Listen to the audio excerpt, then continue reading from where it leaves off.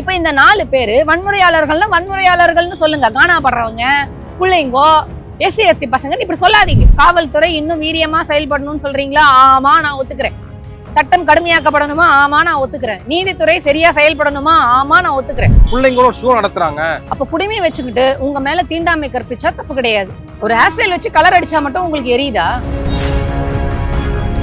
ஒருவன் இந்த மாதிரி வன்முறையில் செயல்படுறதுக்கு காரணம் மது ஒரு காரணமா இருக்கு, திரைப்படம் ஒரு காரணமாக இருக்கிறது, அந்தந்த ஜாதி தலைவர்களோ மத தலைவர்களோ காரணமாக இருக்கிறாங்க. ஒத்துக்கிறீங்களா? வடமாநில தொழிலாளர் வேலை செய்யும் போது இதே முதலமைச்சர் போய் நலம் விசாரிச்சது நீங்க வீடியோ பாத்தீங்களா இல்லையா? நீங்க எந்த ஊர்ல இருந்து வந்திருக்கீங்க? இல்ல, வடவர் ஆதிக்கம் அதிகமாகிட்டே இருக்கு. வடவர்கள் அதிகமா வராங்க தமிழ்நாட்டுக்கு, நம்மளுடைய வாழ்வாதாரம் பாதிக்கப்படுது நிறைய பேர். அது யார் சொன்னதுன்னா சீமான் மாதிரி ஜாம்பி சொன்னது. திராவிட மாடல் ஐயோ அம்மான்னு வயிற்றுல அடிச்சுக்கிறீங்க. ஒருவேளை இந்த அரசு இல்லாமல் வேறு ஏதாவது கட்சி ஆட்சியில் இருந்தால் இந்த மாதிரி வன்முறை நடக்கவே நடக்காதுங்கிறதுக்கு நீங்க ஏதாவது ஒண்ணு சொல்ல முடியுமா? தூத்துக்குடியில துப்பாக்கி சூடு நடந்தது தெரியாத எடப்பாடி பழனிசாமிக்கு இந்த மாதிரி ஒரு 4 பேர் ஒரு வடமாநில தொழிலாளியை கூட்டிட்டு போய் ரீல்ஸ் போட்டுட்டு இருக்காங்கிறது மட்டும் தெரிஞ்சு தடுத்திருப்பாரா? உன் கண்ணுக்கு முன்னாடி இறந்து போனவங்களை பார்த்துட்டு ஓடி போன பேடி நீனு எங்கேயோ ரீல்ஸ் நடக்கிறத இவன் இருந்தா புடிங்கி தருவானா? தடுத்திருப்பானாமா?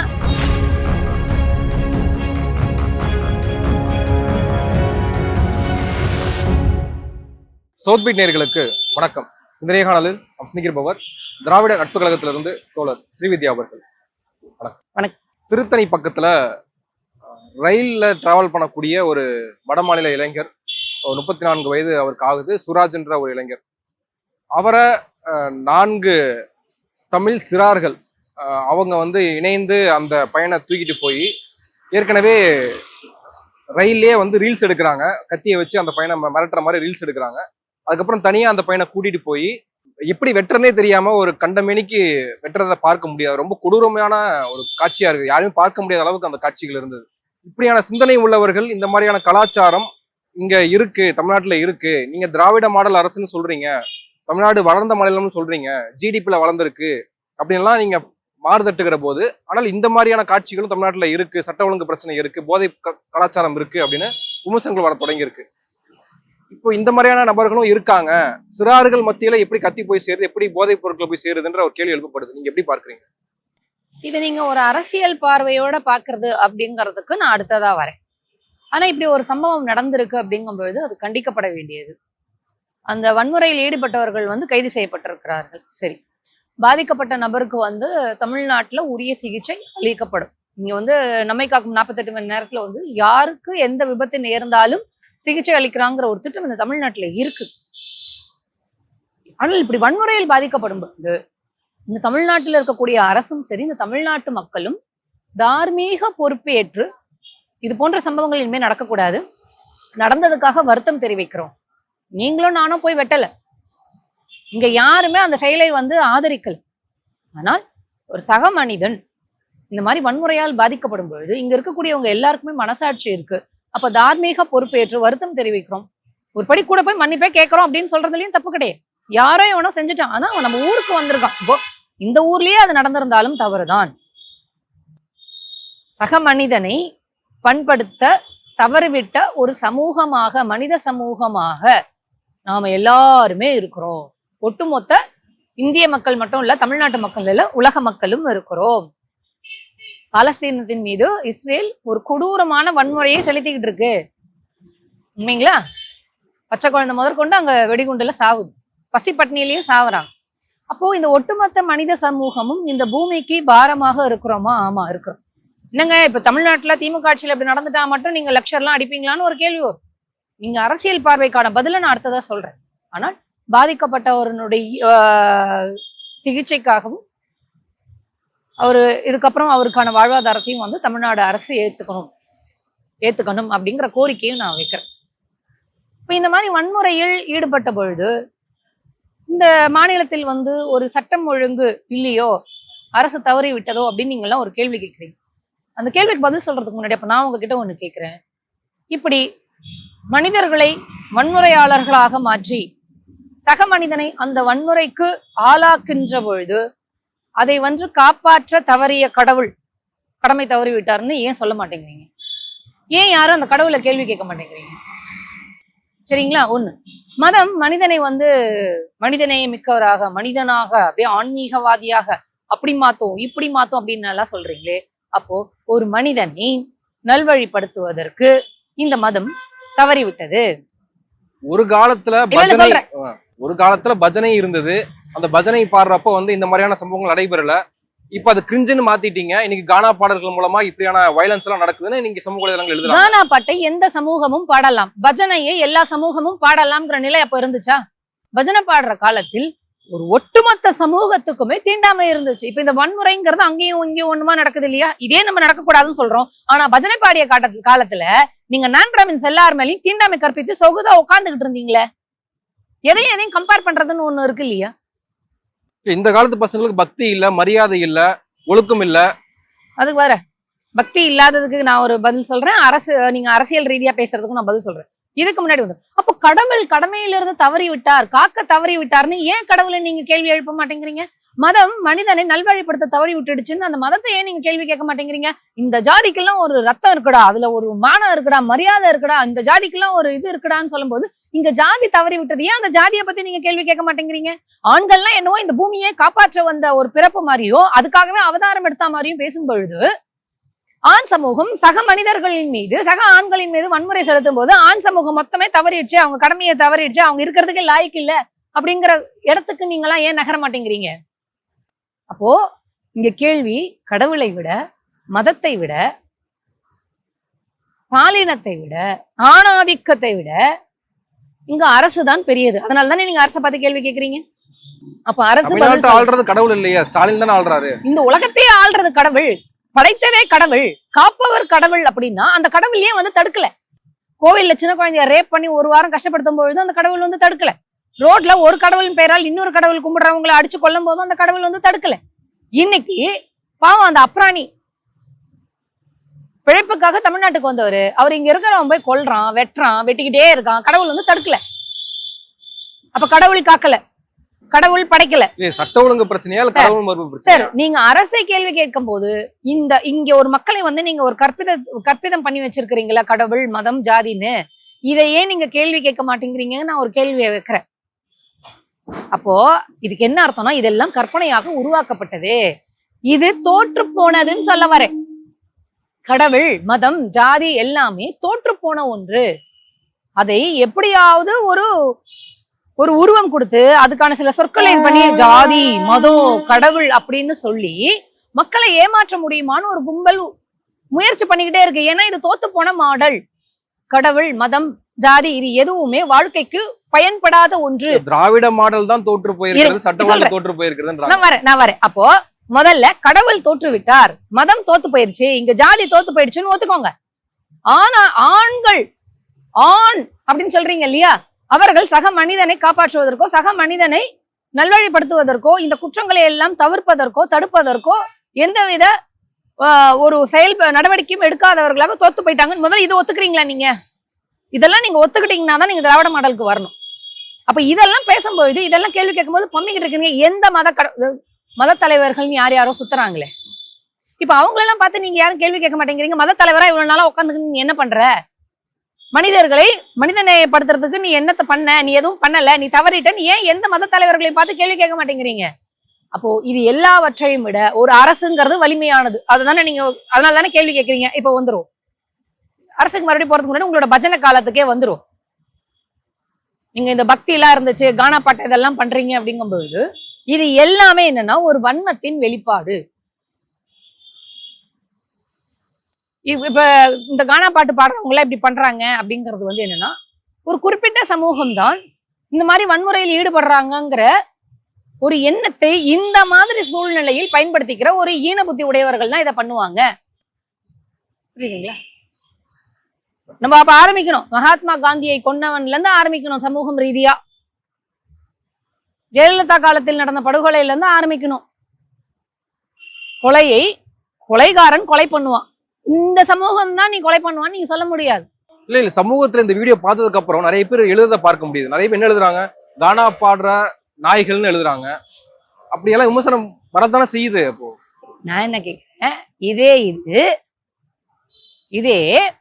இந்த அப்போ இப்ப இவங்களுக்கு என்னன்னா வன்முறைனா என்னன்னு தெரியல.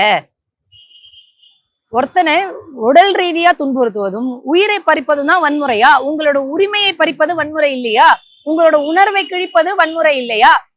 நான் பிராமின்ஸ்ல யாரும் அர்ச்சகரா ஆகக்கூடாதுன்னு சட்டம் போட்ட பொழுது அந்த பார்ப்பன சமூகம் தான் இப்படி ஒரு வன்முறையை செய்யுது அப்படின்னு ஏன் யாரும் இவங்க பேசல? இப்ப கானா நான் ஏன் போடுறாங்களே, இவங்க என்னைக்காவது இதை போட்டிருக்காங்களா?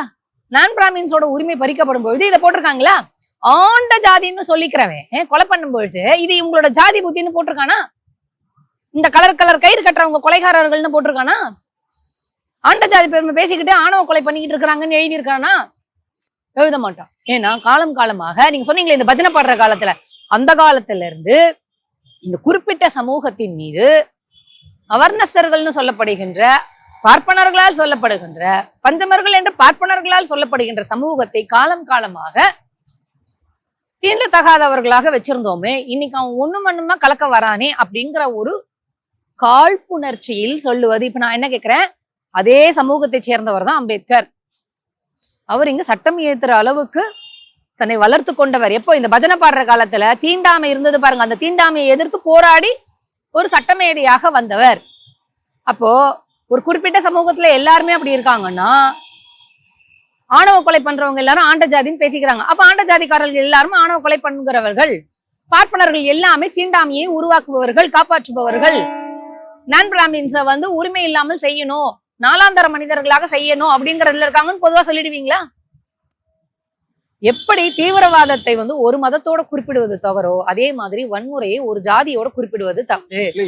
இந்த அரசு குறிப்பாக இன்ஸ்டாகிராம் பக்கத்தை கண்காணிக்கணும். நிறைய தவறுகள் நடக்குது. ஏன்னா நம்ம நீங்க சொன்னது போல கவின் ஆணவ படுகொலை நடந்த போது அதுலயும் அந்த கொலகாரம் கத்தியை வச்சு ரீல்ஸ் போட்டிருக்கான். இப்ப இந்த நபர்களும் கஞ்சா ரீல்ஸ் போட்டிருக்காங்க. அருவாள் வச்சுட்டு ரயில்ல பயணிக்கும் போது ரீல்ஸ் போட்டிருக்காங்க. அப்படின்னா ரீல்ஸ் கலாச்சாரம், இந்த ரீல்ஸ் மோகம் அப்படின்றது அதுவும் ஒரு ஊந்துகோலா இருக்கு இல்லையா? சரி, இப்போ ஒரு ஆக்கப்பூர்வமான இந்த மாதிரி ஒரு விவாதம் ஆய்வுக்குரியதா வருதுன்னு வச்சுக்கோங்களேன். ஒருத்தர் இப்ப இந்த யங்ஸ்டர்ஸ் இப்படி இருக்கிறதுக்கு காரணம் இந்த ரீல்ஸ் மோகத்துல இப்படி பண்றாங்க, மது பழக்கத்தினால இப்படி பண்றாங்க, இல்ல வேற வேற காரணங்கள் இருக்குன்னு வச்சுக்கோங்களேன். இதை நீங்க ஒரு ஆய்வுபூர்வமா ஒரு வாதம் வைக்கிறோம் அப்படிங்கறது சமூகத்திற்கு நல்லது. இப்ப சீன ராணுவம் இந்திய எல்லையை ஆக்குபை பண்ணுது. அதை தடுப்பதற்கு வக்கற்ற மோடி அரசு என்ன பண்ணுச்சு, சீனாவுடைய ஆப்ஸ் எல்லாத்தையும் இந்தியால தடை செஞ்சிச்சு. அப்போ இன்ஸ்டாகிராம்னால இப்படி ஒரு ப்ராப்ளம் வருது அப்படின்னு சொன்னா அதை தடை செய்ய வேண்டியது ஒன்றிய அரசு. அப்போ இங்க இருக்கக்கூடிய மக்கள் எல்லாருமே ஒன்றிய அரசுக்கு ஒரு கோரிக்கை வைக்கலாம். இப்போ ஆன்லைன் சூதாட்டத்தை தடுக்கணும்னு தமிழ்நாடு சட்டம் கொண்டு வந்த போது அதை ஆளுநர் கையெழுத்து போட மறுத்துட்டேன். இதெல்லாம் நான் நினைவுபடுத்துறேன். அப்போ இன்ஸ்டாகிராம்ல பலவிதமான அந்த இன்ஸ்டாகிராம் அப்படிங்கிற தளம் பல்வேறு வன்முறையாளர்களுக்கு ஒரு இடமாக இருக்குது அப்படின்னா தயவு செய்து ஒன்றிய அரசினுடைய சட்டத்துறை முழிச்சுக்கிட்டு இதை தடுக்கிறதுக்கு என்ன பண்ணணும், இன்ஸ்டாகிராம பேன் பண்ணுங்க. இல்ல இன்ஸ்டாகிராம்ல ப்ரொஃபஷனலா அதுல ஒர்க் பண்ணக்கூடிய அதுல ஏர்ன் பண்ணக்கூடிய ஆட்களும் இருக்காங்க. அப்போ ஒரு தளத்தை நேர்மையாக பயன்படுத்திக்கிறவங்களும் இருக்கிறாங்க, தவறாக பயன்படுத்திக்கிறவங்களும் இருக்கிறாங்க. அப்போ சரியா பயன்படுத்துபவர்களையும் பாதிக்கிற மாதிரி நம்ம அந்த ஆப்பை பேன் பண்றது சரியா? அப்ப தவறுங்கிற இடத்துலதான் நிக்கிறோம். அப்போ இவர்களை சரி பண்ணணும் அப்படின்னு சொன்னா நீங்க ஒரு ஆய்வு இல்லாமல், சார் இவங்க வன்முறையாளர்கள், சார் இந்த 4 பசங்களும் வன்முறையாளர்கள், ஏஜ காரணம் காட்டி அவங்களுக்கு குறைந்தபட்ச தண்டனை கொடுப்பாங்க, அதை நான் ஏத்துக்கல. ஏன்னா நிர்பயாங்கிற ஒரு பெண்ணை கூட்டுப்பாலியல் பலாத்காரம் பண்ணி கொல்லும்பொழுது அதில் இருந்த ஒரு சிறார் தான் மிக கொடூரமாக நடந்துக்கிட்டான் எல்லாரை விட அப்படின்னு அந்த இறந்த பெண் வாக்குமூலம் கொடுத்திருக்கிறாங்க. பாதிக்கப்பட்ட பெண் வாக்குமூலம் கொடுத்திருக்காங்க. இருப்பதிலேயே அந்த சின்ன பையன் தான் ரொம்ப மோசமா நடந்துக்கிட்டானா. உச்சநீதிமன்றம் அந்த பையனுக்கு என்ன பண்ணுச்சு தெரியுமா? சீர்திருத்த பள்ளியில வச்சுச்சு. அதுக்கப்புறம் அவனுக்கு ஒரு 10,000 ரூபாயும் ஒரு தையல் மிஷினும் கொடுத்துட்டு யாருக்குமே தெரியாமல் இவனை ஒரு இடத்தில் போய் இறக்கி விட்டுறணும், அவன் வாழ்க்கையை பாதுகாப்பாக பார்த்துக்கணும், இவன் யாருன்னு சொசைட்டிக்கு தெரிஞ்சிச்சுன்னா அவன் பாதிக்கப்படுவான்னு இப்படி ஒரு தீர்ப்பை நீதிமன்றம் கொடுத்துச்சு. இப்ப என்ன பண்ணுன்றீங்க? இப்ப நீங்க நீதிமன்றத்தை கேள்வி கேட்பீங்களா சார்? நீதித்துறையை கேள்வி கேட்பீங்களா சார்? இங்க சட்டம் மாற்றப்படணுமா? ஆமா, சட்டத்தை மாத்துங்க. நீ எந்த வயசுல இப்படி வன்முறையோட பண்ணாலும் நீ வாழ்நாள் முழுக்க சிறையில தான் இருக்கணும் அப்படின்னு கொண்டு வாங்க. பாலியல் வன்புணர்வு பண்ணினா ஆணூர் போய் அகற்றிடுவோம் அப்படின்னு ஒரு சட்டத்தை கொண்டு வாங்க. இதெல்லாம் நான் எல்லாம் சொல்ல, கொடுமையான சட்டம் கொண்டு வரணும். ஆனால் அந்த சட்டம் வந்ததுக்கு அப்புறம் நீதித்துறை அந்த சட்டத்தின்படிதான் அதுக்கு எஃபெக்டிவா தீர்ப்பு கொடுக்குதா? இப்போ அந்த ஹாசினியை ரேப் பண்ணி கொலை பண்ண தஷ்வந்த் வந்து ரிலீஸ் ஆயிட்டாரு, தெரியும்ல. சுப்ரீம் கோர்ட்டு கேஸ் போகும்போது டிஎன்ஏ எவிடன்ஸ் கூட வந்து உங்களுக்கு ப்ராப்பரா மேட்ச் ஆகல அப்படின்னு சொல்லிட்டு அவங்க வந்து சயின்டிபிக்கா சில ரீசன்ஸை சொல்றாங்க, ரிலீஸ் ஆயிட்டாங்க. இப்போ உண்ணாவுல ஒரு பாலியல் வன்புணர்வுக்கு ஆளாக்கப்பட்ட பிஜேபி எம்எல்ஏவால் ஒரு பொண்ணு வந்து பாலியல் ரீதியா துன்புறுத்தப்பட்டது. அதுக்கு நியாயம் கேட்கும்போது அந்த அப்பாவை போலீஸ் ஸ்டேஷன்ல அடிச்சு கொண்டாங்க, அவங்க அங்கிள வந்து வண்டி ஏத்தி கொண்டாங்க. இந்த பொண்ணை குடும்பத்தோட லாரி ஏத்தி கொள்ள பார்த்தாரு. யாரு? அந்த பிஜேபியோட எம்எல்ஏ. அந்த பொண்ணு பல வருஷ போராட்டத்துக்கு அப்புறமா தான் அந்த பிஜேபி எம்எல்ஏ வந்து ஜெயில போட்டாங்க. டெல்லி ஹைகோர்ட் இப்ப அவரோட தண்டனை நிறுத்தி வச்சு பெயில விட்டுச்சு. அப்புறம் ஊரே கத்துனதுக்கு அப்புறமா சுப்ரீம் கோர்ட் அதை தடுத்து அவரை திரும்பி ஜெயில போட்டிருக்கு. இப்ப நீதித்துறையை நீங்க கேள்வி கேட்பீங்களா மாட்டீங்களா? நீதித்துறையில இருக்கிறவரு ஜி.ஆர். சுவாமிநாதன்ங்கிறவரு நான் ஒரு ஸ்மார்த்த பார்ப்பனங்கிற அடிப்படையில தீர்ப்பு கொடுத்துக்கிட்டு இருக்கிறாரு. அப்ப நீங்க நீதித்துறையை கேள்வி கேட்க மாட்டீங்களா? அப்போ இங்க ஒரு சிக்கலுக்கு அரசியலால் மட்டுமே ஒரு தீர்வை கொடுத்துட முடியுமானா முடியாது. இல்ல அரசின் மீது பயம் இல்ல, சட்டத்தின் மீது பயம் இல்ல, இப்ப நீங்க காவல்துறையின் மீது பயம் இல்ல. இப்ப இந்த சட்டம் மீதும் நீதித்துறையின் மீதும் காவல்துறையின் மீதும் பயம் இல்ல அப்படின்னு நீங்க எல்லாரும் சொல்றீங்களா?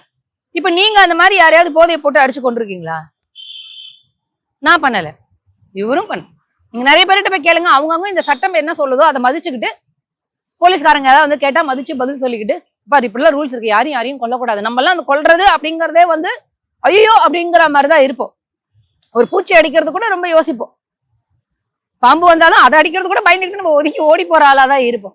அப்போ நீங்களும் நானும் அதை செய்யல, ஏன் சில பேர் மட்டும் அதை செய்யறாங்க? ஒரு கேள்வி இருக்குல்ல. அப்ப இதுக்கு ஒரு ஆய்வுக்கு உட்படுத்தணும்ல. அப்ப சைக்கோபாத் இந்த சொசைட்டில இருக்குமான்னு கேட்டா இருக்கும். அவங்க சைக்கோவாக மாறுறதுக்கு பல்வேறு காரணங்கள் இருக்கலாம். இப்ப நான் என்ன கேட்கிறேன், இந்த சம்பவம் கண்டிக்கப்பட வேண்டியது, தடுக்கப்பட வேண்டியது. இதுக்கப்புறம் ட்ரெயின்ல போகும்போது ஒன்றிய காவல்துறையினுடைய ரயில்வே போலீஸ் வந்து ட்ரெயின்ல போறவங்களுக்கு செக்யூரிட்டி கொடுக்கணும். ஓகே, அடுத்தது தண்டனைகள் கடுமையாக்கப்படணும். சரி, அடுத்தது நீதித்துறை அந்த தண்டனையை ஒழுங்கா கொடுக்கணும். நீங்க இங்க பிரச்சனையே என்ன தெரியுமா? பனிஷ்மெண்ட் சிவியரா இருக்கும், கன்சிஸ்டன்டா இருக்கும். ஒருத்தனால இப்போ பிரிஜ்பூஷன் சரண் சிங் அப்படிங்கிற ஒரு பிஜேபியினுடைய எக்ஸ்எம்பி அவர் மேல பாலியல் வன்புணர்வு இருந்து அவர் பதவியிலே நீடிச்சார். அவர் மேல அவரை இன்னும் அரெஸ்டே பண்ணல, சரிங்களா? பிரிஜ்வல் ரேவண்ணா அப்படிங்கிற ஒரு ரேபிஸ்டுக்கு பிரதமர் மோடியே ஓட்டு கேட்டாரு. இல்ல தமிழ்நாடு அனைத்திலும் நம்பர் 1 நீங்க சொல்றீங்களே, சொல்றேன். அப்போ இந்த மாதிரி சம்பவங்கள்லாம் நடந்துகிட்டு தான் இருக்குது. அப்போ தண்டனைகள் கடுமையாக்கப்படணும், அது எல்லோருக்கும் ஒரே மாதிரியாக கொடுக்கப்படணும். பிஜேபி காரனா ஒரு தண்டனை, நான் பிஜேபி காரனா ஒரு தண்டனை அப்படின்னு இருக்கக்கூடாது, சரிங்களா? இப்ப வன்முறை, இப்ப நீங்க வந்து தமிழ்நாட்டில் இப்படி நடக்குது, திராவிட மாடல் தான் இதுக்கு பொறுப்பு அப்படின்னு சொன்னா, பிஜேபி ஆள்ற மாநிலங்களில் கிறிஸ்தவர்களும் இஸ்லாமியர்களும் அடித்து கொல்லப்படுகிறார்கள். தலித்துகள் மாட்டுக்கறி சாப்பிடுறாங்கன்னு அடித்து கொல்லப்படுகிறார்கள். அப்புறம் அவங்களும் மாட்டுக்கறி சாப்பிடுறாங்கன்னு அடிச்சு கொல்லப்படுறாங்க. இப்ப இதுக்கு எல்லாத்துக்கும் காரணம் பிஜேபியினுடைய மாடல், ராமராஜ்ய மாடல், சனாதன மாடல்னு இதை சொல்லுபவர்கள் இதை ஒப்புக்கொள்றாங்களா? இல்ல இப்போ இந்த சுராஜ் தாக்கப்பட்டதுக்கு, இந்த 4 சிறார்கள் அப்படி தாக்குனதுக்கு அரசு பொறுப்பேற்கணுமா இருக்கக்கூடாது? சார், இங்க எல்லாவற்றுக்கும் அரசு பொறுப்பேற்கணுமானா ஏற்கும். கடவுள் பொறுப்பேற்க மாட்டாரு, மதம் பொறுப்பேற்காது, உங்களுடைய ஜாதி பொறுப்பேற்காது, இங்க எல்லாமே நாங்க தான் அப்படின்னு சொல்லக்கூடிய ஆண் சமூகமும் பொறுப்பேற்காது. ஆனா ஒரு அரசு பொறுப்பேற்கணும். சரி, அரசு பொறுப்பேற்குதுன்னே வச்சுக்கோங்க. இப்ப இவன் இந்த மாதிரி ரவுடிசம் பண்றான், காவல்துறை அவர்களுக்கு எப்படி சொன்னால் புரியுமோ அந்த மொழியில் சொன்னால் உடனே ஒரு கும்பல் வந்துடும், தெரியுமா? மனித உரிமை செயற்பாட்டாளர்கள். இன்னொன்னு திரைப்படங்கள்ல இந்த மாதிரியான கலாச்சாரத்தை ஊக்குவிக்கிறாங்க. வடசென்னை போன்ற படங்கள்ல, இல்ல வெட்டு கலாச்சாரங்கள் போன்ற படங்கள்ல வந்து அதை பார்த்துட்டு இன்ஸ்பயர் ஆகி அவங்களும் இப்படியான நிலைமைக்கு போறாங்க. அப்போ ஒருவன் இந்த மாதிரி வன்முறையில் செயல்படுறதுக்கு காரணம் மது ஒரு காரணமா இருக்கு, திரைப்படம் ஒரு காரணமாக இருக்கிறது, அந்தந்த ஜாதி தலைவர்களோ மத தலைவர்களோ காரணமாக இருக்கிறாங்க. ஒத்துக்கிறீங்களா? சினிமா மட்டும் காரணமா இருக்கா? இப்ப நிறைய பேர் வந்து இவனை வளர்த்தது சரியில்லை அப்படின்னு எல்லாம் போடுறாங்க. அப்பா அம்மாக்கு இவங்க பெத்து நல்லதை சொல்லி வளர்க்குறாங்க. இவங்க பின்னாடியேவா நிக்க முடியும் குச்சி வச்சுன்னு? அதே மாதிரி ஒவ்வொருத்தருக்கு பின்னாடியும் போலீஸேவா நின்றுட்டு இருக்க முடியும்? அப்போ இங்க எல்லாருக்குமே கூட்டு பொறுப்பு இருக்கு. நீங்க திராவிட மாடலுக்கு மட்டும் இருக்கா, திராவிட மாடலுக்கு மட்டும் இருக்கான்னு கேட்டா இங்க கூட்டு பொறுப்பு சார். ஒரு சிக்கலுக்கு அரசியலால் மட்டும் தீர்வு கிடைக்க முடியுமானா முடியாது. இப்ப சட்டம் இருக்கு இல்ல சார், யாரும் வன்முறையில் ஈடுபடக்கூடாதுன்னு சட்டம் இருக்குல்ல, நீங்க கடைபிடிக்கிறீங்க, நான் கடைபிடிக்கிறேன், ஏன் சார் அவங்க கடைபிடிக்கல? அப்போ இங்க சட்டம் இருக்கு, நீங்களும் நானும் கடைபிடிச்சிடறோம். அப்போ ஒருத்தவங்க ஒரு தவறு செய்யறான் அப்படின்னு சொன்னா அதுக்கு பல்வேறு சினிமா காரணமா? ஆமா, பெண்கள் மீதான பாலியல் வன்புணர்வுக்கு சினிமா காரணமா? ஆமா, பெண்களை இதுவரைக்கும் அங்க வந்து நீங்க வந்து ஒரு ஒரு ஐட்டம் டான்ஸ் ஆடுறதுக்காக தான் வந்து நீங்க பயன்படுத்துறீங்க. இப்ப என்னன்னா ஹீரோயினா ஐட்டம் டான்ஸ் ஆடிடுறதுனால உங்களுக்கு பிரச்சனை இல்லாம போயிடுது. அப்போ சினிமா காரணமா இருக்கா? ஆமா. மதம் காரணமா இருக்கா? ஆமா. கடவுள் காரணமா இருக்காரா? ஆமா. ஆண் ஆதிக்கம் சிந்தனை காரணமா இருக்கா? ஆமா. ஜாதி மதம் காரணமா இருக்கா? ஆமா. இப்போ ஒரு அரசு சட்டம் கொண்டு வந்துருது. அந்த சட்டம் இருக்குல்ல, அது மீறி ஏன் வன்முறை நடக்குது? அப்ப நீங்க மத்த ஃபேக்டர்ஸ கேள்வி கேட்கணும்ல. நீங்க சொல்றது கரெக்ட். இப்போ பலருமே இருக்கிறோம். நான் இருக்கு, நீங்க இருக்கீங்க, எல்லாருமே இருக்கிறோம். யாரும் இந்த வன்முறையை செய்யறது இல்ல, யாரும் அப்படி யோசிக்கிறது இல்ல. சிலர் செய்யறாங்க. அப்ப அந்த சிலரை கண்காணிக்க வேண்டியது அவசியம் இல்ல. ஆமா. இப்ப நீங்க ஆய்வுபூர்வமா சொல்றீங்களா காவல்துறை இன்னும் வீரியமா செயல்படணும்னு சொல்றீங்களா? ஆமா, நான் ஒத்துக்கிறேன். சட்டம் கடுமையாக்கப்படணுமா? ஆமா, நான் ஒத்துக்கிறேன். நீதித்துறை சரியா செயல்படணுமா? ஆமா, நான் ஒத்துக்கிறேன். இப்போ நீதித்துறையில் வந்து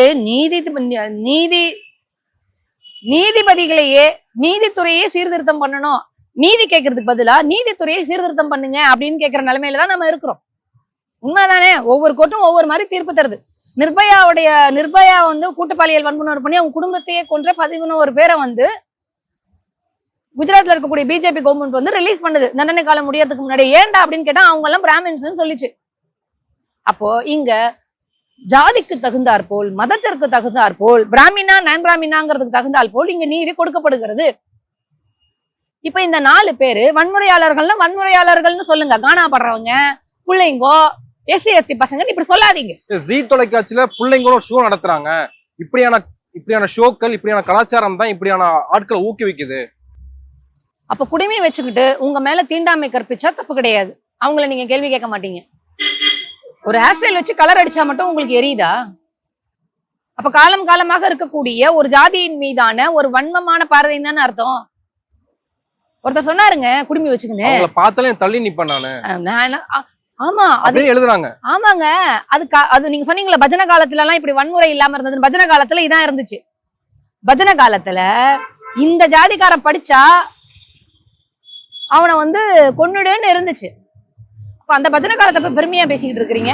வன்முறை எல்லா காலத்திலயும் நடந்துகிட்டுதான் இருக்கு. வேறு வேறு விதமாக நடந்துகிட்டு இருக்கு. இப்போ அரசுன்னு ஒண்ணு இருக்கிறதுனாலயும், அரசியலமைப்பு சட்டம்னு ஒண்ணு இருக்கிறதுனாலயும், எல்லோருக்கும் பொதுவான குற்றவியல் சட்டம்னு ஒண்ணு இருக்கிறதுனாலையும் எல்லாரும் கைது செய்யப்பட்டு சிறையில் போடப்படுகிறார்கள். இதுவே இவங்க சொல்ற அந்த பஜனை காலத்துலன்னா இந்த கொலையை பார்ப்பான் செய்தால் வேறு தண்டனை, பார்ப்பான் அல்லாதவன் செய்தால் வேறு தண்டனை இருக்கு. இப்போ நீங்க எல்லாரும் ஒரு கேள்வி கேட்க மறந்துடுறீங்க. எச் ராஜாக்கு நீதிமன்றம் தண்டனை கொடுத்தது, எச் வி சேகருக்கு நீதிமன்றம் தண்டனை கொடுத்தது, சிறை தண்டனை. ஏன் அவங்க 2 பேரும் ஜெயில? டெக்னிக்கலா ஏதாவது காரணம் இருக்கலாம். அது என்னன்னு சொல்லுங்க. இந்த 4 பேரை பிடிச்சிடணும், கடுமையாக தண்டனை செய்யணும், போட்டுருங்க. இவங்க தண்டிக்கப்பட வேண்டியவர்கள். வயசை காரணம் காட்டி வெளில அனுப்பக்கூடாது. ஆனா நீதிமன்றம் அனுப்பும். நிர்பயா கேஸ் நான் உங்களுக்கு சொல்லிட்டேன். இதெல்லாம் நடக்குதா இல்லையான்னு மட்டும் பாருங்க. நம்ம நிறைய பாத்திருக்கோம். ரேபிஸ்டுக்கு வந்து பெயில் கொடுத்திருப்பாங்க. அவன் வெளியில வந்து அந்த விக்டிமையே வந்து கொலை பண்ணிடுவான். இல்ல, சட்டம் தெரிஞ்சுதான் இப்படியான சம்பவங்கள் ஈடுபடுறாங்க. அந்த நீங்களும் நானும் சட்டம் தெரிஞ்சு ஒழுங்கா இருக்கிறோமே. ஏன் சார் சில பேர் இல்ல, குறிப்பிட்ட பேர் இல்லைன்னா அவங்க சைக்கலாஜிக்கலா, நான் நிஜமாவே சொல்றேன், ஒரு ரிக்வஸ்ட் வைக்கிறேன். நீங்க ஏதாவது சைக்காலஜிஸ்ட் போய் கொஞ்சம் ஒரு பேட்டி எடுங்க. இப்ப எல்லாரும் ஒரு நார்மலா இருக்கும் பொழுது அதுல சில பேர் மட்டும் சட்டத்தையும் மதிக்கிறது இல்ல, அரசையும் மதிக்கிறது இல்ல, நீதித்துறையும் மதிக்கிறது. இதை பத்தி பயம் இல்ல, கடவுள் மதத்துக்கு கூட பயம் இல்லாம இருக்கிறாங்களே. அப்படி இப்படிப்பட்டவர்கள் எப்படிப்பட்ட மனநிலையோட இருப்பாங்க? இவங்க இந்த சமூகத்திற்கு எப்படிப்பட்ட ஆபத்தை உருவாக்குவாங்க? சமூகத்தில் அப்படியான ஆட்களும் இருக்கிறாங்கன்னு அரசு இருப்பாங்க சார். என்ன பண்ண முடியும்? பெர்சன்டேஜ் எவ்வளவு இருக்கிறாங்க? அப்போ அதனாலதான் ஒரு அரசு வந்து சோசியாலஜிஸ்ட், சைக்காலஜிஸ்ட் எல்லாம் வச்சு ஒரு குழுவை உருவாக்கி, இப்படி வந்து பொருளாதாரத்துக்கு ஒரு குழு உருவாக்கிச்சோ அதே மாதிரி திராவிட மாடல் இன்னொரு தடவை ஆட்சிக்கு வரும்பொழுது இந்த மாதிரி உருவாக்கி. சார், இப்போ ஸ்போர்ட்ஸ் டிபார்ட்மெண்ட், அதாவது இந்த விளையாட்டுத்துறையை வந்து துணை முதலமைச்சர் உதயநிதி ஸ்டாலின் வந்து டெவலப் பண்ணிக்கிட்டு வர்றார். அதுல இருக்கக்கூடிய வீரர்களுக்கு மட்டும் பயனாகாது. என்ன பண்றதுனே தெரியாம சுத்திக்கிட்டு இருக்கிற, இல்ல எதுலயும் கவனம் இல்லாத, நாட்டம் இல்லாத, இல்ல வந்து ஒரு பராமரிப்புக்கோ அன்புக்கோ ஆட்கள் இல்லாத மாணவர்கள் தவறான வழியில் போயிடக்கூடாது. அவங்களுக்கு இந்த விளையாட்டுங்கிறது ஒரு டைவர்ஷன். நீங்க ஒரு பிசிக்கல் ஆக்டிவிட்டி இருக்கும்பொழுது உங்களோட சிந்தனை அப்படிங்கிறது வந்து ஒரு ஆரோக்கியமானதாக இருக்கும். அப்போ விளையாட்டுத்துறையை ஏன் திராவிட மாடல் அரசு வந்து ஊக்குவிச்சுக்கிட்டு இருக்கு, பல்வேறு நடவடிக்கைகளை அது மூலமா செஞ்சுக்கிட்டு இருக்குன்னா, மாணவர்களை தவறான வழியில் போகக்கூடாது அப்படிங்கிறதுக்கு இது ஒரு ஸ்ட்ராட்டஜி, இது ஒரு நடவடிக்கை. இந்த 4 இளைஞர்கள் வேற யாராவது வந்து கூட்டிட்டு போய் வெட்டி இருக்கலாம். ஆனா வட மாநிலத்து இளைஞர்கள் சூஸ் பண்றாங்க அப்படின்னா அது திராவிட மாடல் அரசு தான் காரணம். இவர்கள் வட மாநிலத்தின் மீது வட மாநில நபர்கள் மீது வன்மத்தை கக்கியிருக்காங்க. இந்த முதல்வரே சொல்லியிருக்காரு. இல்லையே, வடமாநில தொழிலாளர்கள் பரிதாபங்கள் குறித்து முதலமைச்சர் ஸ்டாலின் பேசியிருக்காரு இல்லையா? வட மாநிலத்தினுடைய பரிதாபங்கள் சொல்லி ஒரு ட்வீட் பண்ணி எல்லாம் பண்ணிருக்காரு. சரிங்க பாருங்க, வடமாநில தொழிலாளர்களை பற்றி இங்க யாருமே வந்து குறை சொல்லல. அவங்கள வாங்க, வடமாநில தொழிலாளர் வேலை செய்யும் போது இதே முதலமைச்சர் போய் நலம் விசாரிச்சது நீங்க வீடியோ பாத்தீங்களா இல்லையா? நீங்க எந்த ஊர்ல இருந்துப்பா வந்திருக்கிறீங்க அப்படின்னு வேலை செய்யறவங்களை பார்த்து பேசியிருக்காரு. வடமாநில தொழிலாளர்களை இங்க யாரும் கேள்வி கேட்பதில்லை. வடமாநில முதலாளிகளை, வடமாநில தொழிலாளர்களையே உறிஞ்சி குடிக்கின்ற வடமாநில முதலாளிகளை வந்து திராவிட மாடல் அரசு கேள்வி கேட்டுட்டு இருக்கு. இந்த நாட்டினுடைய சொத்துக்கள் எல்லாமே வந்து வடமாநில முதலாளிகளுக்கு போகுது. பிஜேபி ஆளுகின்ற மாநிலங்களுக்கு ஒன்றிய பிஜேபி அரசு அதிகமான நிதியை பகிர்ந்து கொடுக்குது. தென் மாநிலங்களை வஞ்சிக்குது. இதுல அங்க எங்க மக்கள் வந்தாங்க? தென் மாநிலங்களுக்கு நீங்க கொடுக்க மாட்டேங்கிறீங்க, தமிழ்நாட்டுக்கு கொடுக்க மாட்டேங்கிறீங்க. நீங்க ஆள்ற பிஜேபி ஆள்ற வட மாநிலங்களுக்கு நீங்க கொடுக்குறீங்க. தமிழ்நாட்டுல பொதுவா பிரச்சாரம் இருக்குல்ல, வடவர் ஆதிக்கம் அதிகமாகிட்டே இருக்கு, வடவர்கள் அதிகமா வர்றாங்க தமிழ்நாட்டுக்கு, நம்மளுடைய வாழ்வாதாரம் பாதிக்கப்படுது நிறைய பேர். அது யார் சொன்னதுன்னா சீமான் மாதிரி ஜாம்பி சொன்னது. சீமான் மாதிரி ஜாம்பி சொன்னது. இப்ப உங்களுக்கு லேபர்ஸே கிடைக்க மாட்டாங்களே, என்ன பண்ணுவீங்க? இப்ப எப்படி தமிழ்நாட்டுல இருந்து அமெரிக்காவுக்கு போறவங்க எல்லாம் லேபர்ஸோ, ஏதோ இவங்க அமெரிக்கா போறதுனால பெரிய ஆளுன்னு நினைச்சுக்காதீங்க. அமெரிக்கால இருக்கிறவனுடைய வேலையை காலி பண்ணிவிட்டு அவனுக்கு கொடுக்க வேண்டிய சம்பளத்தை விட கால்வாசி இந்தியர்களுக்கு கொடுத்தாங்க வேலை வாங்கிட்டு இருக்கிறாங்க. அதே மாதிரி வட மாநிலங்கள்ல இருந்து இங்க வந்து சொற்ப கூலிக்காக வேலை செய்யக்கூடியவர்கள். இந்த வாழ்வாதாரம் கூட அங்க இல்லை. அதனாலதான் அமைச்சர் பிடிஆர் சொன்னாரு, நீங்க காலம் காலமாக நிதியை வந்து பிஜேபி ஆள்ற பின்தங்கிய மாநிலங்களுக்கு கொடுத்து அதை நீங்க ஆக்கப்பூர்வமா செயல்படுத்த மாட்டேங்கிறீங்க. அங்க இருக்கக்கூடிய ஏழை மக்களை ஏழைகளாவே வச்சுக்கிட்டு இருக்கிறீங்க, அறியாமலேயே வச்சுக்கிட்டு இருக்கீங்க. இவ்வளவு பணம் உங்களுக்கு கொடுத்த பிறகும் ஏன் உங்களுடைய மாநிலங்களை நீங்க வளர்க்காம இருக்கிறீங்கன்னா அந்த மக்களை நீங்க ஏமாத்துறீங்கன்னு அமைச்சர் பிடிஆர் சொல்லியிருக்கிறார். இதான் இதுக்கு பதில். இப்போ நம்ம இங்க வரக்கூடிய வட மாநிலவர்களை என்ன கேட்கிறோம்னா, உங்களுக்கு இங்க வாழ்வாதாரம் இங்க இருக்குது அப்படிங்கும் பொழுது இங்க வந்து தயவு செய்து அந்த சங்கீதனத்தை எல்லாம் காமிச்சிடாதீங்க அப்படிங்கறதா நம்ம சொல்லிட்டு இருக்கோமே தவிர, வடமாநில தொழிலாளர்கள் மீது வன்மத்தை உருவாக்கியது யாருன்னு பாத்தீங்கன்னா சீமான் மாதிரி ஜாம்பி தான், வேற யாரும் கிடையாது. அவன் தான் சொன்னான், அவன் பேசினதுதான் தப்பு. அப்போ நம்ம வந்து இங்க யாரும் அவர்களை வந்து குறை சொல்லல. நிறைய யூடியூபர்ஸ், நிறைய பரிதாபங்கள்னு போன்ற சேனல்கள் தவறுங்கிறத இப்போ அந்த மாதிரி ஒண்ணு வந்தோடனே என்ன பண்ணிருக்கோம் அப்படின்னு சொன்னா எல்லாருமே ஃபர்ஸ்ட் சிரிச்சு காமெடியா பண்ணாங்க. ஆனா அது வேற மாதிரியா போய் சேருது இல்ல மக்கள் கிட்ட. இப்போ அது வந்து எல்லாருமே காமெடியா சிரிச்சுக்கிட்டு இருக்கும் பொழுது எக்ஸ்எம்பி எம்எம் அப்துல்லா அவர்கள் தான் வந்து கிளியரா வந்து ஒரு ட்வீட் போட்டார். நம்மளுடைய கேள்வி வடமாநில தொழிலாளர்களை பற்றியதல்ல, அவர்களுடைய வாழ்வாதாரம் இன்னுமே மேம்படாமல் இருக்கிறது. அப்போ இங்க வரக்கூடிய வடமாநில தொழிலாளர்களிடம் நம்ம என்ன சொல்லணும் அப்படின்னு சொன்னா, உனக்கு அங்க வாழ்வாதாரம் இல்லாம தான் தமிழ்நாட்டுக்கு வந்திருக்க. அப்போ உன்னுடைய அந்த மாநிலத்தை மாதிரி இந்த தமிழ்நாட்டை மாத்துவதற்கு நீ துணை போயிடாத. இன்னும் நல்லா வளரணும் அப்படின்னா இங்க இரு, நீ நல்லா சம்பாதி, உன் குடும்பத்தை பார்த்துக்கோ, இங்க படிக்கவை, இங்க இவனுக்கு எல்லா வாய்ப்புகளும் கிடைக்கும். ஆனா அரசியல் ரீதியாக சிந்திக்கும் பொழுது உன் மாநிலத்தை போல சிந்திச்சிடாத, இங்க வளர்றதுக்கு நீ இன்னும் உதவி பண்ணு அப்படின்னு போட்டார். சோ அப்பதான் நம்ம எல்லாருக்கும் புரியுது, ஓஹோ நம்ம யாரோ ஒருத்தர் ஏதோ காமெடியா சொல்லும்போது கூட சிரிச்சது தவறு. அப்போ அந்த பரிதாபங்கள் அந்த வட இதுக்கு வரும்போது சிரித்தவர்கள் அனைவருமே, நான் உட்பட சிரித்தவர்கள் அனைவருமே ஒரு குற்ற உணர்ச்சியில் தான் நின்னோம். ஐயோ இந்த ஆங்கிள் நம்மளுக்கு புரியாம போயிடுச்சு. அப்ப நம்ம அப்ப சிரித்தவர்களுக்கு எல்லாருக்குமே சுருக்குன்னு ஒண்ணு குத்துச்சு சார். அப்ப நம்ம திருந்திக்கிறோம். இப்போ யாரோ அவர் எனக்கு யாருன்னே தெரியாது, ஆனா நான் வருத்தம் தெரிவிக்கிறேன். பொதுவான மக்கள் கிட்டே ட்ரெயின்ல பயணிக்கும் போது, இப்போ வட மாநிலத்துக்கு பயணிக்கிறாங்க, நம்ம தமிழர்களே பயணிக்கும் போது, நான் ரிசர்வ் பண்ணி போறேன், ஆனா ரிசர்வ் பண்ணா வந்து உட்காந்து நம்ம டென்ஷன் பண்றாங்க அப்படின்ற அந்த மனப்பான்மையுடைய எக்ஸ்ட்ரீமிசம் தானே இது சார். அது சரியானது. நான் புக் பண்ணி போறேன் சார், நான் புக் பண்ண சீட்ல என்னையே தள்ளி விட்டுட்டு உட்காடுறாங்க, அது யாரு அப்படிங்கறதான் ஒரு கேள்வியா தேவை. அவங்க நான் புக் பண்ண சீட்ல யாரு வந்து உட்காந்தாலும் கேள்வி கேட்பேன். இப்ப தமிழ்நாட்டுக்காரங்கிறனால உட்காந்துருவோமா, விட்டுருவோமா? ஆனா அவர்களுடைய வாழ்வாதாரமே அப்படி இருக்குது. அவங்களை எஜுகேட் பண்ணுங்க, எம்பவர் பண்ணுங்கன்னு தான் சொல்றோம். ஆனால் காலம் இப்போ ஒரு பல ஆண்டுகளாக இந்த மாதிரி வட மாநிலத்துல இருந்து வரக்கூடிய தொழிலாளர்கள் மீது ஒரு குறிப்பிட்ட கும்பல் தமிழ்நாட்டில் இருந்து கொண்டு வன்மத்தை கக்குகிறது. இப்படி ஒரு கும்பல் கர்நாடகால இருக்கு. அப்படி ஒவ்வொரு மாநிலத்திலையும் ஒவ்வொரு கும்பல் இருக்குது. இப்ப வட மாநிலங்கள் ஆள்ற கும்பல்ல இப்ப பாத்தீங்கல்ல, வெஸ்ட் பெங்கால சேர்ந்த ஒரு பையனை வந்து பங்களாதேசிக்காரன்னு சொல்லிட்டு அடிச்சு கொண்டுட்டாங்க சார், பிஜேபி சங் பரிவார கும்பல். அப்போ வன்முறைங்கிறது வேற வேற விதமா இருக்கு. திராவிட மாடலை மட்டும் இப்படி கேள்வி, முதலமைச்சர் பொறுப்பேற்பாரான்னு கேட்டீங்கன்னா ஆமா, அவருக்கு தலைமை பண்பு இருக்கிறதுனால பொறுப்பேற்றுப்பாரு, இதுக்கு நடவடிக்கை எடுப்பாரு. ஆனால் தலித்துகள் மாட்டுக்கறியின் பேராலோ, இஸ்லாமியர்கள் மாட்டுக்கறியின் பேராலோ, லவ் ஜிகாத்தின் பேராலோ, கிறிஸ்தவர்கள் வேறு மதத்தை சேர்ந்தவர்கள் இந்த நாட்டை சேர்ந்தவர்கள் அல்ல அப்படிங்கிற காரணத்தாலோ அடிச்சு கொள்ளப்படும் பொழுது பிஜேபி ஆளுகின்ற மாநிலத்தை சேர்ந்த ஏதாவது ஒரு முதலமைச்சர் வந்து பொறுப்பேற்றிருக்காரா? இது நடந்தது தவறுன்னு சொல்லியிருக்காரா? இப்ப கிறிஸ்துமஸ்க்கு வட மாநிலங்கள்ல பல இடத்துல வந்து வன்முறையில் ஈடுபட்டாங்க. எந்த பிஜேபி அமைச்சராவது முதலமைச்சராவது பொறுப்பேற்று மன்னிப்பு கேட்டாங்களா? ஏன் சார் இப்ப நீங்க வட மாநிலத்தவர்களுக்கு எதிராக ஒரு வன்முறை வந்து இங்க தொடர்ந்து பேசிக்கிட்டே இருக்கிறாங்களே, வன்மமா பேசிக்கிட்டே இருக்காங்களே. இந்த நாட்டினுடைய பிரதமர் மோடி ஒரிசால போயிட்டு தமிழர்களுக்கு எதிராக வன்மத்தோட பேசினார் சார். இந்த இந்தியாவில் இருக்கக்கூடிய மக்களை, இந்திய மக்களை மத ரீதியாக அவர்கள் மீது வன்முறையை தொடங்கணுங்கிறதுக்காகவே வன்மத்தோட பேசியிருக்காரு சார். இது எவ்வளவு பெரிய வன்முறை நீங்க யாருக்கும் புரியலையா? இல்ல சில பேர் எப்படி நியாயப்படுத்துறாங்கன்னா, இப்போ நீங்க சொல்ற மாதிரி ஆணவ படுகொலை எல்லாம் வந்து ஒரு காரணங்கள் இருக்கு. இந்த மாதிரியான இப்ப ரீல்ஸ் மோகத்துக்காக வந்து ஒருத்தனை போய் வெட்டுறது அப்படின்றது ரொம்ப கொடூரமான சிந்தனை இது அப்படின்றாங்க சார். எதனால கொலை பண்ணாலும் கொலை தானே. ஏதாவது ஒரு பொண்ணு அவ வாழ்க்கையை அவ தீர்மானிச்சுக்கிறதா அப்படிங்கிற ஆணாதிக்கத்தோட ஜாதி வெறியோட கொலை பண்றதை நியாயப்படுத்த முடியுமா? அதுக்கு சார் கொலை தான். அதுக்கு பின்னாடி என்ன நீங்க காரணம் நியாயமான எந்த காரணமும் நியாயமா இருக்காதே சார். கொலைக்கு பின்னாடி எப்படி சார் காரணம்? கொலைக்கு பின்னால இருக்கக்கூடிய காரணம் எப்படி நியாயமானதாக இருக்கும்? ப்ரொடெக்ஷனுக்காக யாரும் கொலை பண்ணலையே. இப்ப நீங்க சொல்ற கொலையெல்லாம் ஒரு பெண் தன்னுடைய பாதுகாப்புக்காக கொலை பண்றது, இல்ல நைட்டு டிராவல் பண்றவங்க வந்து தன்னுடைய பாதுகாப்புக்காக டக்குன்னு ஒருத்தன் வரான் கொலை பண்ணிட்டான், அடிக்கும் போது கொலை செத்துட்டான் அப்படிங்கிறது. அப்போ எல்லா கொலைகளுக்கு பின்னாடியும் ஒரு காரணம் இருக்காது. நியாயம் எல்லாம் படுத்த முடியாது. அந்த அவனுக்காவது ஜாதிங்கிற ஒரு காரணம் இருந்தது. என்ன ஒரு இப்படி ஒரு வாதத்தை யாராவது வைத்தார்கள்னா அவர்களும் கொலைகாரர்கள் தான் புரிஞ்சுக்கோங்க. இப்போ பிஜேபி சங் பரிவார கும்பல் இந்தியர்களை கொலை செய்வதற்கு மதம் காரணமாக இருக்கிறது, ஆரிய சனாதனம் காரணமாக இருக்கிறது. இப்போ ஆணவ படுகொலை பண்றாங்க, ஜாதி கலவரத்துல கொலை பண்றாங்க அப்படின்னா அவன் ஜாதி காரணமாக இருக்கிறது. இவனுக்கு சிந்தனை பிறழ்வு காரணமாக இருக்கிறது. மதுங்கிறது எக்ஸ்ட்ரா. குடிச்சிட்டு வீட்டுல கம்முன் போய் படுத்துக்கிறவங்களும் இருக்கிறாங்க, குடிச்சிட்டு கலாட்டா பண்றவங்களும் இருக்கிறாங்க. அப்போ இவனுக்கு அடிப்படையிலேயே ஒரு வன்முறையான சிந்தனை இருக்குது.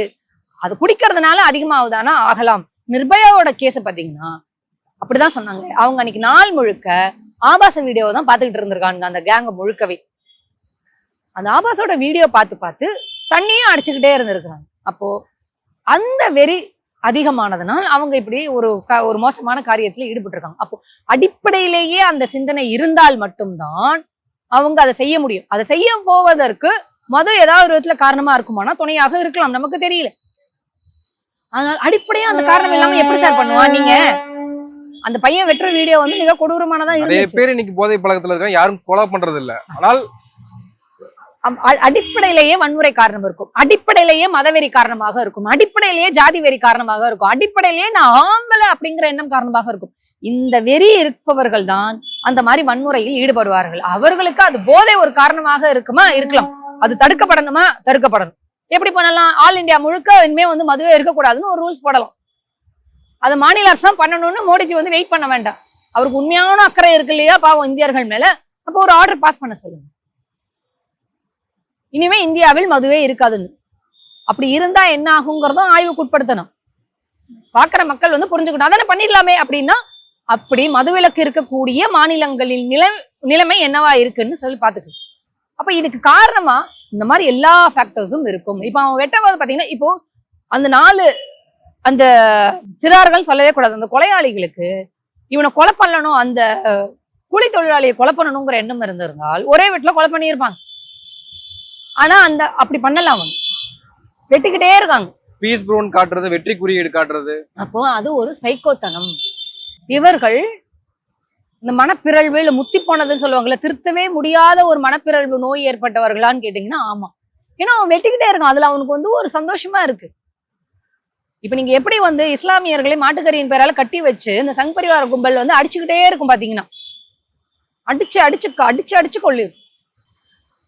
இப்ப ஆணவ படுகொலை நடக்கும்போது கானா பாடல்களே சில பாடல்கள் இப்போ கும்பலா சுத்துறோம், ஐயாமான்னு கத்துவோம், ஏன்டா கத்துறன்னு கேட்டா வாயிலே குத்துவோம், இப்படியான பாடல்கள் தான் இந்த மாதிரியான செயல்கள் செய்ய வைக்குது. ஆமா, கிளப்ல மப்புல சுத்துற பொம்பலன்னு ஒரு பாட்டு வந்துச்சு. அப்போ நாம எழுதக்கூடிய வரிகள் எப்படிப்பட்ட விளைவுகளை இந்த சமூகத்தில் உருவாக்கும் அப்படிங்கிறத இனி எழுதுபவர்களும் பாடுபவர்களும் சிந்திக்கணும். அப்ப பெண்களுக்கு எதிரான ஒரு சிந்தனை, ஒரு கேவலமான சிந்தனையை அந்த பாட்டு உருவாக்கிச்சா? சிம்புவோட பீப் பாட்டு உருவாக்கிச்சா? இப்ப கும்பலாக சுத்துவோம் அந்த பாட்டை யார் எழுதினாங்களோ? அப்போ இங்க கூட்டு பொறுப்பு இல்லாமல் இங்க எதுவும் சரிப்படாது. இப்ப நீங்க வந்து சரி, நான் ஒண்ணு கேட்கிறேன், திராவிட மாடல் ஐயோ அம்மான்னு வயித்துல அடிச்சுக்கிறீங்களே, ஒருவேளை இந்த அரசு இல்லாமல் வேறு ஏதாவது கட்சி ஆட்சியில் இருந்தால் இந்த மாதிரி வன்முறை நடக்கவே நடக்காதுங்கிறதுக்கு நீங்க ஏதாவது ஒண்ணு சொல்ல முடியுமா? அப்போ இங்க இங்க அரசினுடைய கடமை எங்க வருதுன்னா, துறைகளை சீர் செய்யணுமா, காவல்துறை வீரியமா இருக்கணுமா, அதெல்லாம் ஓகே. ஒரு வன்முறை நடந்தோம்னா அதுக்கு அந்த அரசு தார்மீக பொறுப்பெடுத்துக்கிட்டு செயல்படணுமா? ஆமா, செயல்பட. இப்படி ஒரு வன்முறை நடந்த பிறகு அந்த அரசு பொறுப்பேற்றுக்காமல் பொய் சொல்லி தப்பிக்குமானால் அப்பதான் அது குற்றம். இப்ப எடப்பாடி பழனிசாமி தூத்துக்குடியில அந்த கலவரம் நடந்து மக்களை சுட்டுக் கொண்ட போது அதுவும் வன்முறை தானே. ஆணவ படுகொலை மட்டும் வன்முறை இல்லை, இப்ப இந்த பையன்க பண்ணதும் வன்முறை இல்ல, உரிமையை பறிப்பது மட்டும் வன்முறை இல்ல, தூத்துக்குடியில நடந்ததும் ஒரு வன்முறை தான். எடப்பாடி பழனிசாமி என்ன சொன்னாரு, நானும் உங்களை மாதிரி டிவி பார்த்து தான் தெரிஞ்சுக்கணும். ஆமா, என்னுடைய ஆட்சியில் இப்படி நடந்து தொடர்ந்து அவர் பிரச்சாரம் பண்றாரு. எடப்பாடி பிரச்சாரம் பண்றாரு, விஜய் தவேகா தலைவர் விஜய் வந்து பிரச்சாரம் பண்றாரு, போதை பழக்கம் அதிகமா இருக்கு, சட்ட ஒழுங்கு பிரச்சனை அதிகமா இருக்கு அப்படின்னு. அப்போ அது எல்லாம் உறுதிப்படுத்துற மாதிரி தான் இந்த சம்பவம் நடக்குது. சார், சட்டம் ஒழுங்கு பிரச்சனை அதிகமா இருக்கு அப்படின்னு சொன்னா நீங்க டேட்டாவோட பேசணும். ஆனா நான் பொதுவா உங்ககிட்ட பேசுறேன், இந்த மாதிரி வன்முறை நடக்கக்கூடாதா? நடக்கக்கூடாது. சரி, இப்போ என்ன பண்ணியிருக்கணும்? காவல்துறை இந்த மாதிரி இருக்கிற பசங்களை வந்து ஃபாலோ பண்ணி இருக்கணுமா? எந்த மாதிரி இருக்க நீங்க நைட்டு வண்டியில போறீங்க அப்படின்னா போலீஸ் நிறுத்தி உங்க வண்டியை செக் பண்ணுவாங்க. உங்க வண்டியில ஆயுதம் இருந்தா உங்களை வந்து உள்ள வச்சிருவாங்க. சரிங்களா? இப்போ இந்த மாதிரி பசங்க ஆயுதத்தோட சுத்துறாங்கன்னு எப்படி தெரியும்? ஒரு மாநிலத்தின் முதலமைச்சரா இருந்த எடப்பாடி பழனிசாமிக்கு தூத்துக்குடியில நடந்த துப்பாக்கி சூட டிவியில பார்த்து தான் தெரிஞ்சுக்கிட்டேன்னு சொன்ன எடப்பாடி பழனிசாமி முதலமைச்சராக இருந்திருந்தா இந்த மாதிரி ட்ரெயின்ல ஒருத்தர் ரீல்ஸ் போடுறதுக்கு அருவா எடுத்துன்னு போயிருக்கான்னு தெரிஞ்சிருக்குமா? எடப்பாடி பழனிசாமிக்கு தெரிஞ்சிருக்குமா? அவர் ஆட்சியில இருந்தா அவர் தெரிஞ்சு போய் குறுக்குல விழுந்து தடுத்து நிறுத்திருப்பாரா? இந்த வன்முறையை கண்டிக்கிறோம். ஆனா நீங்க அரசியல் ரீதியாவே பேசிட்டு இருந்தீங்கன்னா அரசியல் ரீதியா பதில் சொல்ல வேண்டியிருக்கும். ஆனால் இது எல்லாருக்குமே ஒரு கூட்டு பொறுப்பு இருக்குன்னு நீங்க நினைக்க மாட்டீங்க. அதான் சொல்றேன், தூத்துக்குடியில துப்பாக்கி சூடு நடந்தது தெரியாத எடப்பாடி பழனிசாமிக்கு இந்த மாதிரி ஒரு 4 பேர் ஒரு வடமாநில தொழிலாளியை கூட்டிட்டு போய் ரீல்ஸ் போட்டுட்டு இருக்காங்கிறது மட்டும் தெரிஞ்சு தடுத்திருப்பாரா? தான் நிக்கிற கூட்டத்திலேயே மக்கள் நசுங்கி சாவதை வேடிக்கை பார்த்து விட்டு ஓடி போன விஜய் இதை குறித்து பேசுவதற்கு, அவருக்கு கேள்வி கேட்பதற்கு தகுதி இருக்கா? ஏன்னா அவர் என்ன சொல்றாரு, 2026 எலெக்ஷன் மாநில சட்டமன்றத்துக்கான தேர்தல், அதனால நான் இப்ப இங்க இருக்க அரசு மட்டும்தான் நான் கேள்வி கேட்பேன். ஆனால் ஒன்றிய பிஜேபி அரசு, அதாவது தமிழ்நாட்டு தேர்தலில் போட்டு போடுகின்ற பாஜக அரசு நாடு முழுக்க வன்முறையை செலுத்திட்டு இருக்குது, மதக்கலவரத்தை உண்டாக்கிக்கிட்டு இருக்குது, தமிழ்நாட்டை வஞ்சுக்கிட்டு இருக்கு, தமிழுக்கு எதிராக செயல்பட்டுக்கிட்டு இருக்கு.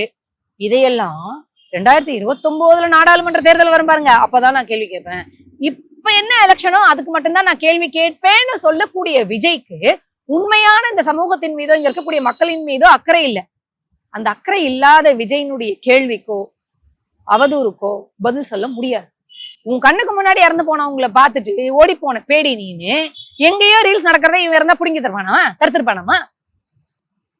அப்போ உங்களுக்கு உண்மையாகவே இந்த வன்முறை வந்து கண்டிக்கத்தக்கது, தடுக்கப்பட வேண்டியது, அந்த கூலி தொழிலாளி வந்து பாவம், இந்த மாதிரி யாருமே பாதிக்கப்படக்கூடாதுன்னு மனிதர்களின் மீது அக்கறை இருந்திருந்தால் அவர்கள் வேற மாதிரி பேசுவாங்க.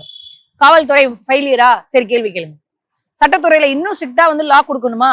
இன்னும் தண்டனை உருவாக்கணுமா? சட்டத்தை மாத்தணுமா? கேளுங்க. நீதித்துறை இந்த மாதிரி ஆளுக்கு தகுந்த மாதிரி மாறி மாறி எல்லாம் தீர்ப்பு கொடுக்க கூடாது. பெண்களை இழிவா பேசிய சவுக்கு சங்கர் வந்து தனி மனித சுதந்திரம் டார்கெட் பண்ணக்கூடாதுன்னு 17 கேஸ்லயும் உடனே பெயில் கொடுத்துச்சு. ஒரு மாநில முதலமைச்சரை தீவிரவாதிகளோடு சம்பந்தப்படுத்தி பேசிய மாரிதாசுக்கு கேஸ்ல இருந்து விடுதலையானாரு. சரிங்களா? அப்போ நீதித்துறையும் சீர் செய்யப்பட வேண்டும், சட்டத்துறையும் சீர் செய்யப்பட வேண்டும், காவல்துறையும் சீர் செய்யப்பட வேண்டும் அப்படின்னு நீங்க சொன்னீங்கன்னா நான் ஏத்துக்கிறேன். சரி, என்னன்னு ஆய்வுக்கு உட்படுத்தி ஒரு குழு அமைச்சு செயல்படுத்திடுவோம். இப்ப நான் திரும்பவும் கேட்கிறேன், இந்த மாதிரி இப்ப 4 பேருக்கு ஒரு கடுமையான தண்டனை ஃபர்ஸ்ட் காவல்துறை அவங்க லெவல்ல கொடுக்குதுன்னு வச்சுக்கோங்களேன். ஆம்ஸ்ட்ராங்குடைய கொலை வழக்குக்கு என்ன குதிச்சாங்க, ஐயோ தலித்துகளின் மீது வந்து இங்க தலித்துகள் லிவ்ஸ் மேட்டர் அப்படின்னு போட்டிருந்தீங்கல்ல. ஆம்ஸ்ட்ராங்குக்கு ரவுடிகளோட தொடர்பு இருந்தது, அவருக்கு ஏதோ ஒரு முன்பகை இருந்துச்சு, அவர் ஏதோ ஒரு கொலையோட சம்பந்தப்பட்டிருக்கிறாரு, ஒரு முன்பகை இருக்கு, வந்து கொல்றாங்க. இதை நீங்க எப்படி எல்லாம் கொண்டு வந்தீங்க? அப்போ திரும்ப ஒரு வன்முறை நடக்கும் பொழுது அவங்களுடைய மதத்திற்கும் ஜாதிக்கும் சாதகமாக இதை எடுத்துட்டு போகிற வரையில் அவங்களுடைய வன்முணர்வு, அதாவது வன்மத்திற்கும் காழ்ப்புணர்ச்சிக்கும் எடுத்துட்டு போகிற வரையில் இதற்கு தீர்வு கிடைக்காது. தீர்வு கிடைக்கணும்னு எண்ணம் இருந்திருந்தால் நேர்மையா சொல்லுங்க. இப்ப நான் ஒத்துக்கிறேன், காவல்துறை பொறுப்பேற்கணுமா, ஏற்கணும், பதில் சொல்லணும். ஏன் இந்த மாதிரி இருக்கிறவங்களை ஃபாலோ பண்ணல? இப்போ ஒரு சோசியல் மீடியா தளம் இதுக்குன்னு இருக்குங்கும் பொழுது ஏன் அதை பண்ணல? நாளைக்கு இந்த பசங்களை அடிக்கும் போது எவனும் கேள்வி கேட்க கூடாது. அது சரி, அது அந்த சமூகம் ரெடியா இருக்கா?